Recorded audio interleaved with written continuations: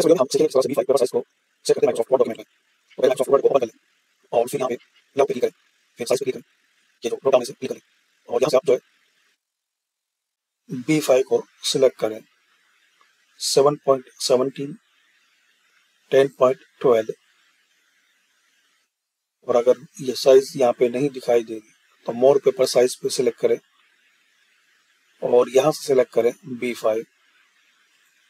और अगर आप में ये ऑप्शंस नहीं है तो सिंपली आप कस्टम को सिलेक्ट करते हुए द लास्ट वन और ये साइज इंप्लीमेंट करें 10.12 विथ एंड 7.17 हाइट।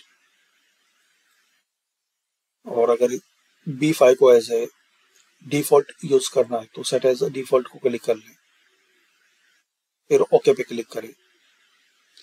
तो इस तरीके से आप B5 पेपर साइज को सिलेक्ट कर सकते हैं just in 2 or 3 steps.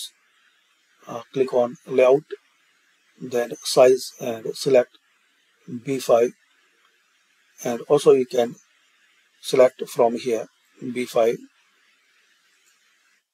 And if you not have this option, so select custom size and enter this number 10.12, 7.17, then set as a default and click on OK.